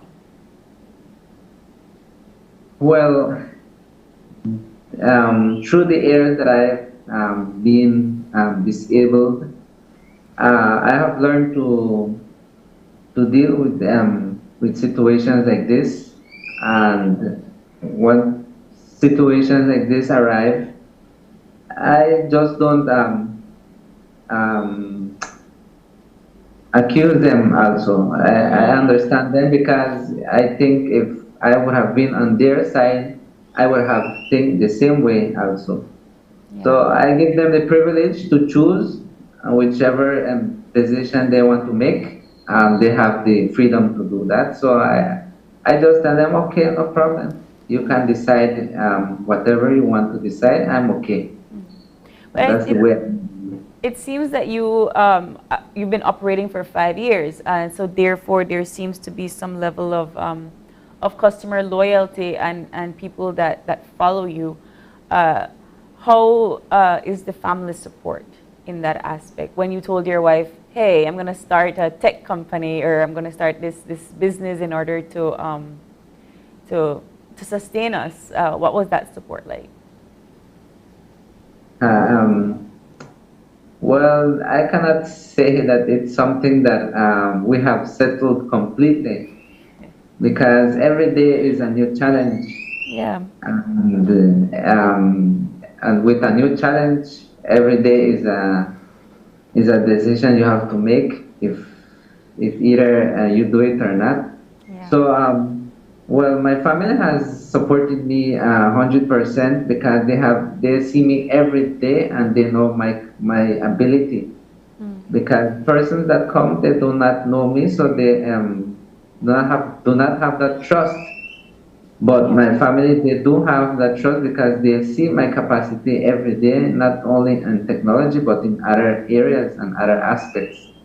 And so they support me 100%. And I do have clients that during the years trust me 100% because they have worked with me also, and they have come to me for software repairs, and they have seen my capacity. So I do have persons that follow me and support me, and they help me to go through what is my business. Well, then let's get back to your business. Where can we find iTech in Corozal? How can people get a hold of you? Well, they can physically find me on Port Sal area, Corozal town. Okay. And also, they can find me on my Facebook page, iTech Solutions Corozal. I provide over there promotions and other different tech news and stuff like that, and tutorials. And also, they can find me on my WhatsApp, which they can find it on my Facebook page also. WhatsApp, which is 623-0968. That's my WhatsApp. You have updates on a daily basis as to what you do at iTech? It's like a weekly update on what I do. I do post it on my page. Yeah. And you've been able to overcome, or at least work with your disability, and you've been in business for a few years now. So what are sort of your outlook for the future, and or any plans that you have for you and your family moving forward? Well, I always wanted to have a big business which deals with electronics, the sale of electronics, like for example TVs, microwaves, and other domestics, home households. So that's why I really want to expand my business, not only providing a service. So that's my main goal, building up a physical business which I can provide electronic supplies and appliances. Perfect.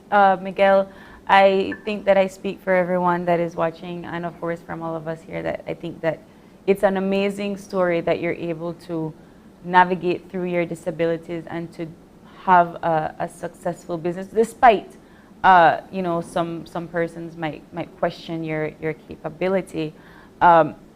In closing, is there any advice that you'd like to give our audience out there at this time? Well, to keep on pushing, because someday something positive can happen to you. That includes persons that are completely well, health-wise. There's because sometimes you can be health-wise good, but mentally maybe you are not having that enough self-esteem.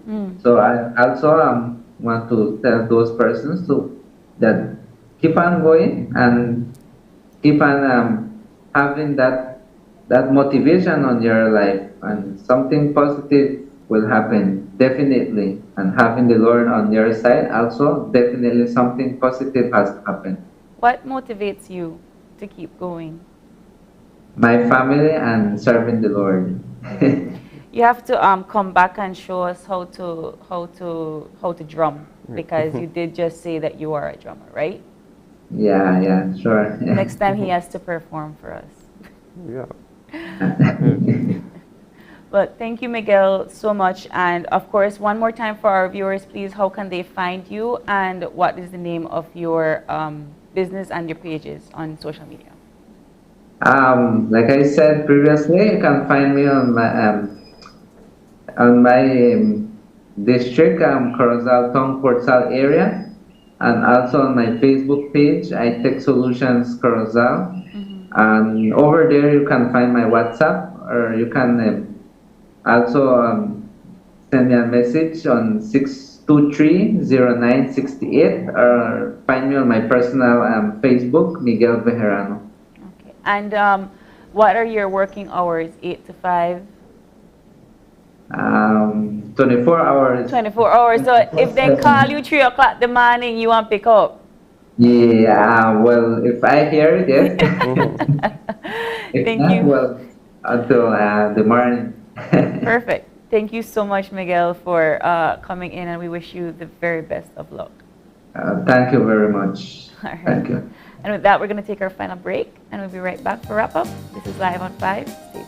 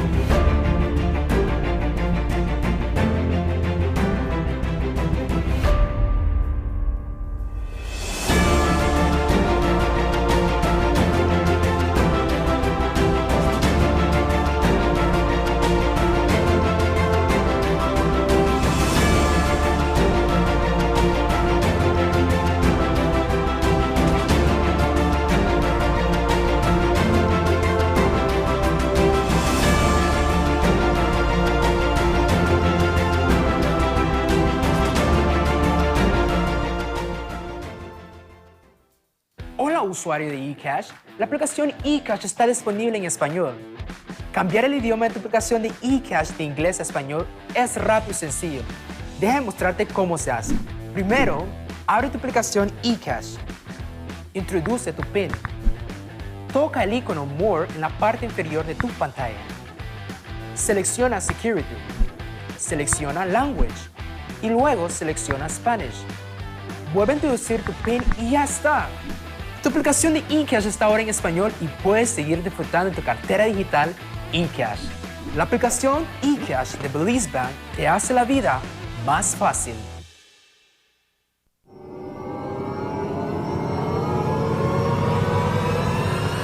Social Security, transforming service delivery. My Social Security is your secure online account to manage all your Social Security information.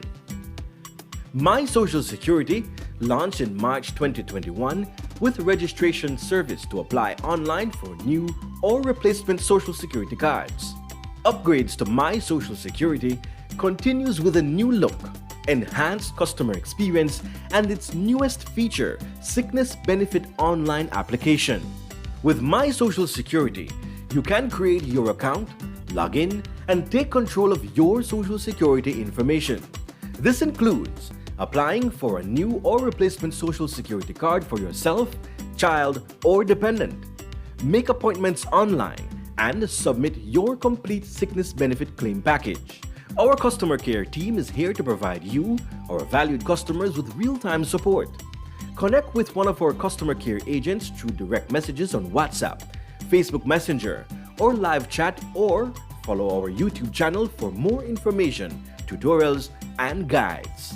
A complete 360 view of your Social Security information is coming soon, which includes a new employer portal for employers, businesses, and self-employed persons, contributions history and statements, all SSB benefits, medical portal for registered doctors, and fingerprint enrollment all in one place.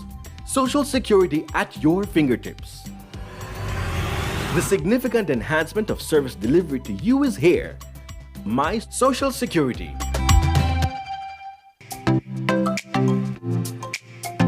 Everyone, including our elderly, needs to stay connected with their loved ones.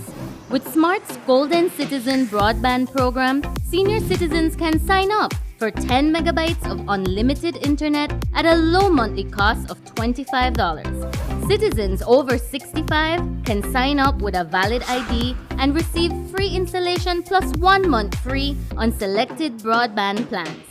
Visit a Smart showroom near you for more information on how you can enjoy Smart's Golden Citizen broadband program. Smart, bringing people together. Our teams at BEL continue to serve you as our communities rebound from the impacts of Hurricane Lisa. We stand strong and resilient, determined to restore service to all our customers. We thank all of our affected customers for your patience and understanding during our recovery from Hurricane Lisa. BEL, we continue to serve you.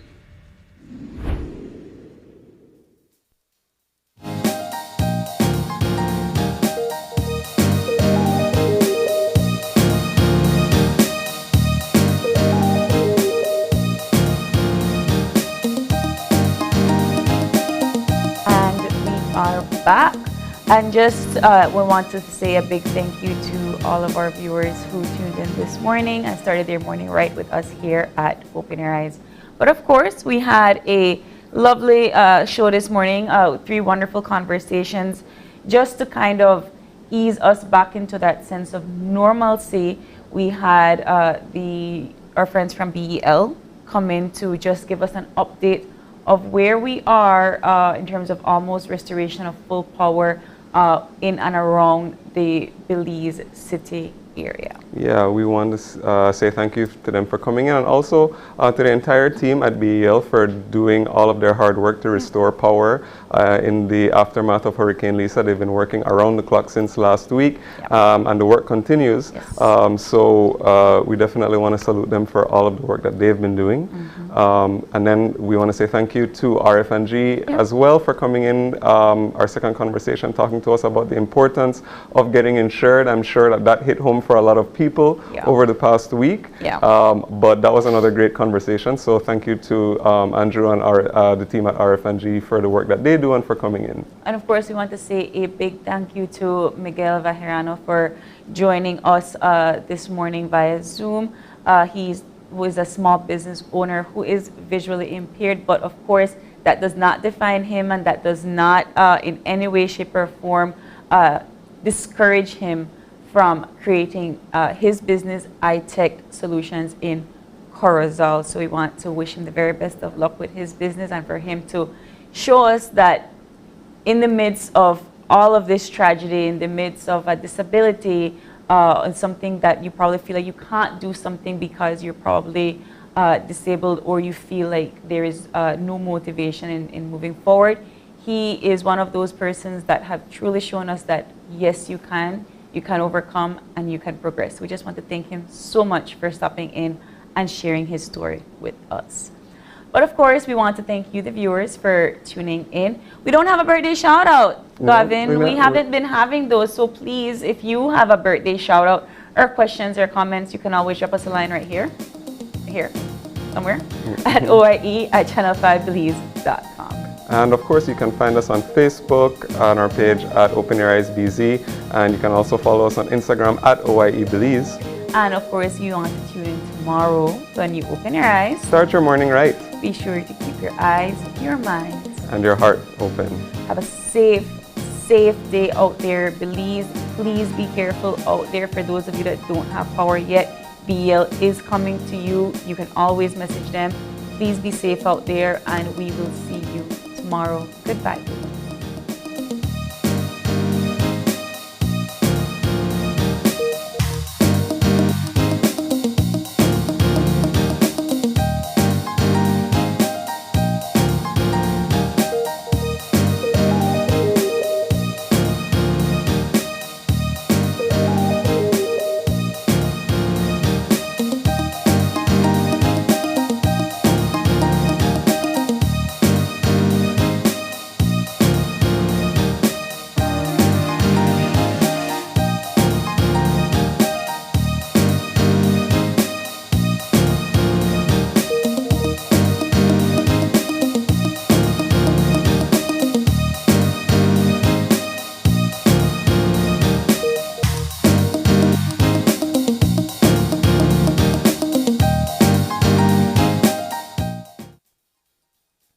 Open Your Eyes was brought to you by the Belize Bank. Our country, your bank.